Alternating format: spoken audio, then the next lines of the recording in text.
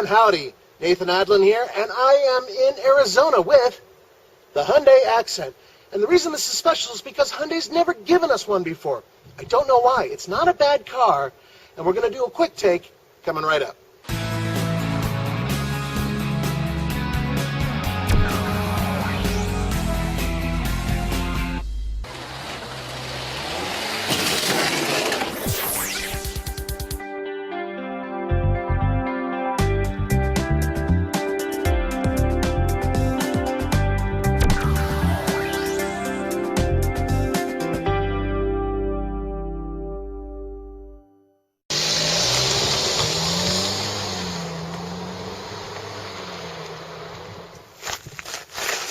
Ain't it cute? It's a 1.6 liter four-cylinder engine. Puts out 138 horsepower and 123 pound-feet of torque. And what's really cool about this engine, aside from the fact it's relatively powerful for such a small car, is that you can get a combined 31 miles per gallon. That's not too bad.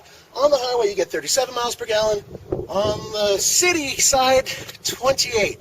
Those are really good numbers, but it's not that magical level of 40 mpg highway that everybody else is going for. Regardless, the 6-speed automatic and the 6-speed manual, pretty damn smooth and fairly economical.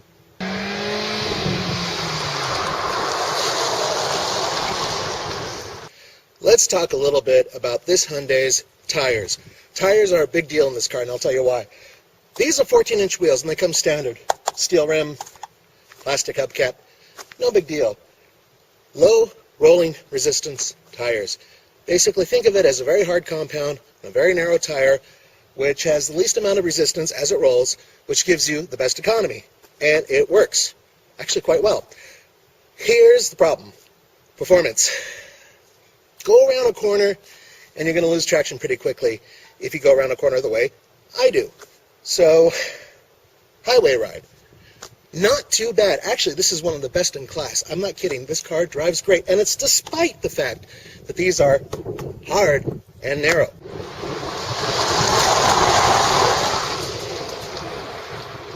By the way, the base model stereo, really good. Excellent sound quality.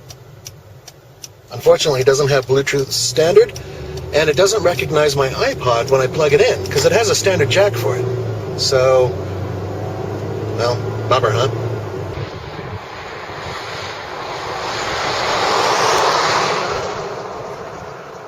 Hey, Vay, can you hear that? Yeah, that's road noise, and it's transmitting directly through the wheels. You can really hear how those low rolling resistance tires are transmitting that noise directly into the cabin, which is a shame because it's actually got a really good ride. It's very smooth. If they were able to add a little bit more sound deadening to this thing, it would be best in class. It's easily as good a traveler as the Nissan Versa Note that we just tested. On the highway, fantastic ride. Oh, by the way, when you get the base model, cruise control does not come standard. Nowhere near as much room as, say, the Nissan Versa Note, but with my seat all the way back, and I am just over 6'3", and then with my big boy shoes on, 6'1". So watch the legs here. They just fit. Yeah, and there is room for my shoes underneath. I'm going to try a little impromptu 0 to 60 action here. We're about 1,500 feet above sea level, so we lose about 3 or 4% of the horsepower. I want you guys to guess and see how long this takes. I've got my own timer, so I'm curious. Yeah, cranking it. There we go. Whoa. Hey, you know what? This thing actually has some balls. Right. That's not bad. So on the TFL scale of buy it, lease it, rent it, or forget it, I give this a, hold on a minute, because we need to get it up to Colorado to test it for real. I'll say this, it's a damn good rental car.